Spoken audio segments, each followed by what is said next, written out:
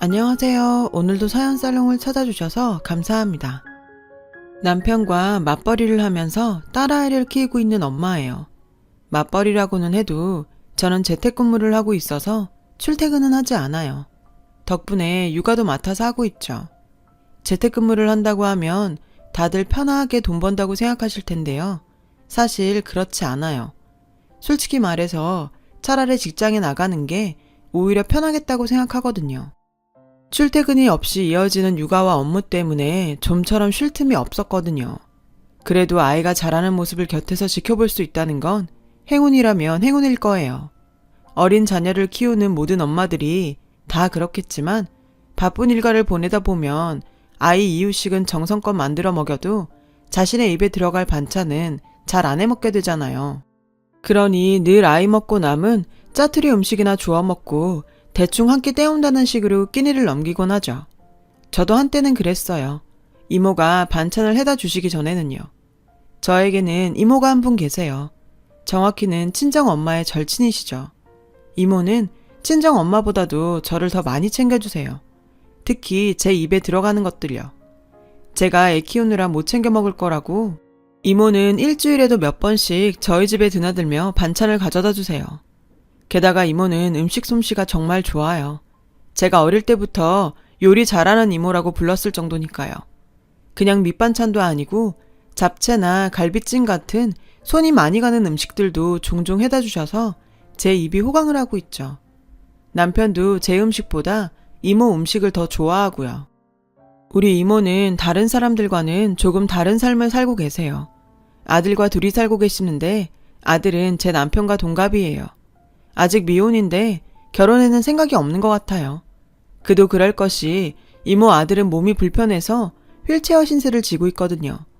이모 얘기를 하려면 제가 이모를 처음 만났던 순간으로 거슬러 올라가야 해요. 그 당시 저는 18살이었어요.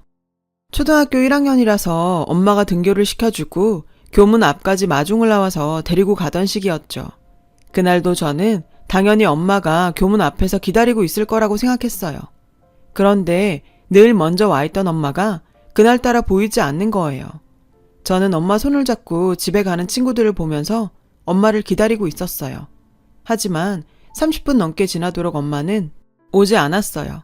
다른 1학년 아이들은 이미 다 빠져나간 상태였죠. 결국 저는 혼자 집으로 걸어왔어요. 현관문을 열었더니 현관에 놓인 엄마 신발이 눈에 들어왔어요. 그걸 보니 화가 나더라고요. 그래서 왜 데리러 안 왔냐고 투덜거리며 제 방으로 들어갔죠. 그런데 제 방에 낯선 아줌마가 이불을 덮고 자고 있지 뭐예요. 깊이 잠이 들었는지 제 목소리를 듣고도 일어나지 않더라고요. 그때 마침 방으로 들어온 엄마는 제 손을 끌고 거실로 나왔어요. 그리고는 소리 죽여 말했죠. 수연아, 방에 계신 분은 엄마 친구야.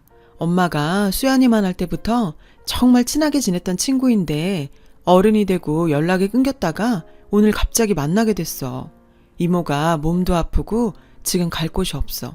그러니까 며칠만 수연이랑 방 좀 같이 쓰면 안 될까? 저는 그러겠다고 했어요.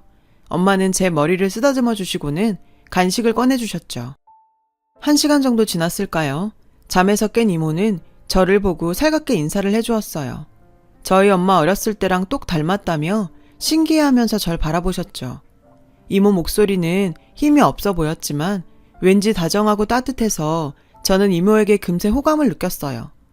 이모는 우리 외할머니 집에서 같이 살게 되었어요. 외할머니는 제가 3살 때 외할아버지가 돌아가신 후 혼자 살고 계셨거든요. 엄마랑 이모는 어릴 때부터 절친이어서 외할머니하고도 잘 알고 있었죠. 이모가 외할머니 댁으로 들어가던 날 저는 엄마랑 짐을 들고 따라갔었는데요. 외할머니는 이모를 보시자마자 끌어안으시며 눈물을 보이셨어요. 세상에, 민수가 이게 어쩐 일이냐. 그렇게 착하던 네가. 이모는 눈물을 글썽이다 말했어요.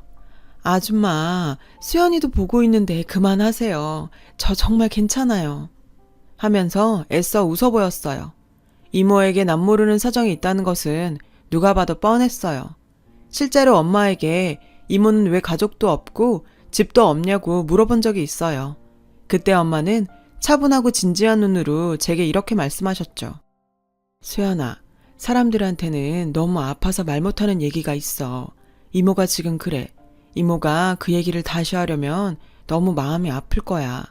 수연이가 크면 알게 될 테니까 조금만 기다려주지 않을래? 그래서 그날 이후로 저는 궁금증을 꾹꾹 누르면서 이모 앞에서 아무 말도 질문도 하지 않았어요. 이모를 마음 아프게 하기는 싫었거든요. 저는 이모와 급속도로 친해졌어요. 외할머니가 원래 혼자 사셔서 엄마랑 저는 자주 놀러 갔었거든요. 외로우실까봐요. 그래서 이모하고도 자주 마주치게 되었고, 이모는 제가 가면 늘 맛있는 간식을 만들어 주었어요. 자세히는 몰랐지만 이모는 당장 집을 구할 형편이 되지 못했어요. 외할머니와 엄마에게 최대한 빨리 집을 구해서 나가겠다고 했지만 이모가 모아둔 돈으로는 택도 없었죠. 민수가 나갈 생각 말고 여기서 그냥 편히 살아. 너도 내 딸 같은 애야.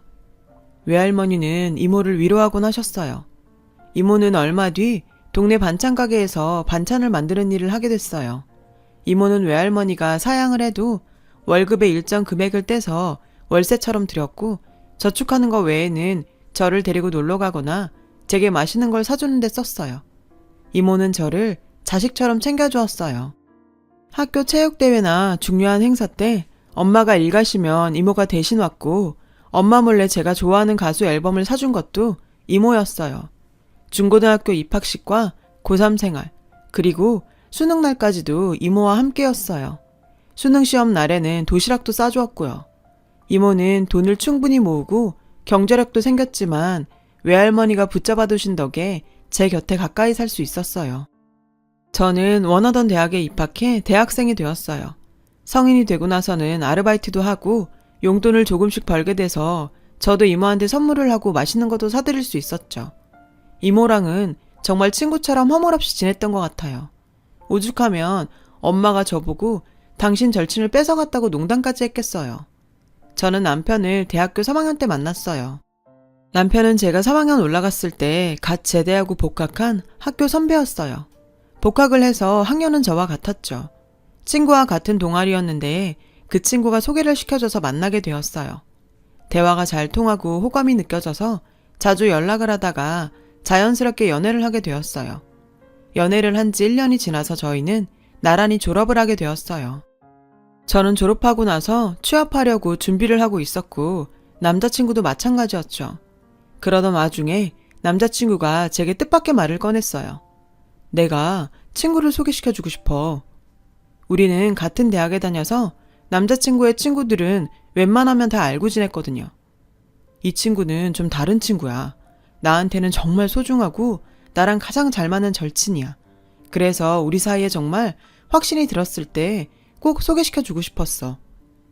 남자친구의 말에서 저는 아, 진짜 소중한 절친이구나 하는 것을 느꼈고 알겠다고 대답했어요. 남자친구는 주말에 친구를 만나러 가자고 했어요. 그 주 토요일 남자친구와 1시간 정도 버스를 타고 도착한 곳은 도시에서 조금 떨어진 한적한 곳이었어요. 도착한 건물에는 장애인 복지관이라고 적혀 있었어요. 남자친구는 익숙한 듯 건물로 들어가 그곳 직원분들에게 인사를 건넸어요. 결혼 생각하고 있는 여자친구예요. 라고 절 소개해서 조금 쑥스럽기도 했죠. 남자친구의 손을 잡고 조금 긴장한 채로 한 방으로 갔어요. 문을 두드리니 조금 뒤에 문이 열리고 한 남자가 나왔어요. 환하게 웃는 얼굴로 남자친구를 맞은 그 남자는 마른 책으로 휠체어를 타고 있었어요. 잘 지냈냐? 내가 형수님 모셔왔다. 농담을 건네며 남자친구가 저를 인사시켜 주었어요.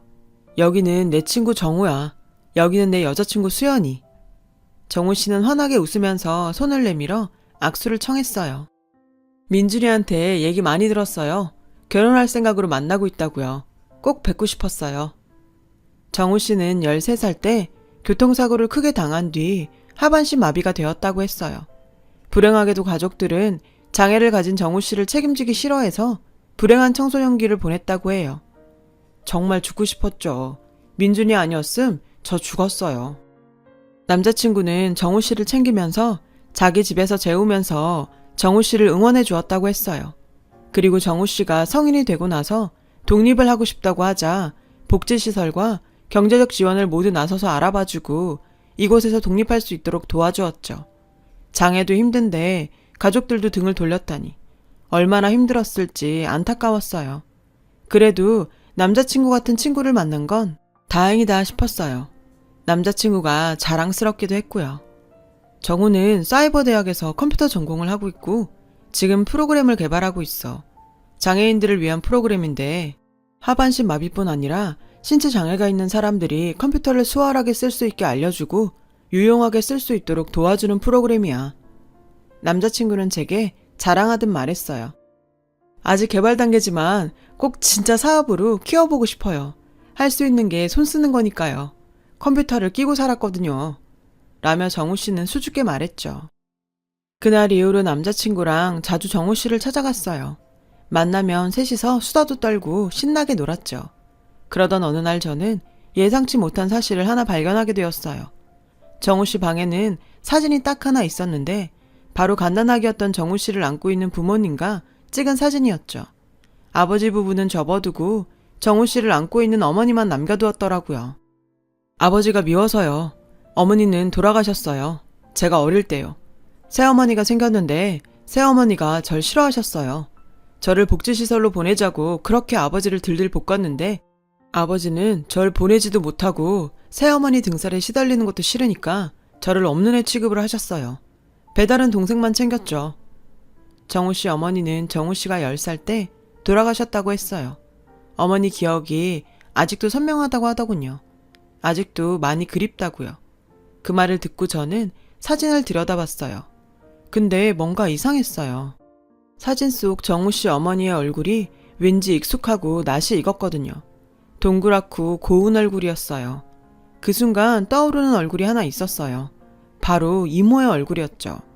그리고 어느 날 갑자기 나타난 이모에 대해 엄마가 했던 말들이 떠올랐어요. 이모에겐 아픈 사연이 있다는 얘기요. 저는 정우 씨 모르게 핸드폰으로 정우 씨 어머니 사진을 찍었어요. 그렇지만 집에 돌아와서도 며칠을 혼자서 끙끙 앓았어요. 이걸 어떻게 해야 하나 싶어서요. 혹시나 제가 혼자 헛다리 짚은 건 아닐까 싶어서 내내 고민했죠. 그렇게 열흘 정도가 지나고 저는 결국 이모를 찾아갔어요. 이모는 늘 그렇듯이 저를 반갑게 맞아주었어요. 30분 정도 의미 없는 대화를 하다가 핸드폰에 있는 사진을 보여주었어요. 이거 혹시 이모야? 눈을 가늘게 뜨고 사진을 보던 이모는 얼굴이 하얗게 질렸어요. 이거 어디서 났어? 저는 남자친구의 절친인 정우라는 사람의 사진이라고 말했어요. 제 입에서 정우라는 이름을 듣자마자 이모는 입을 틀어막고 울기 시작했어요. 숨죽여 울던 울음이 점점 커지고 이모는 결국 오열했어요. 저는 당황해서 어쩔 줄 몰랐죠. 이모는 한참을 울고는 겨우 진정을 하고는 제게 물었어요. 어디서 정우를 어떻게 만났냐고요.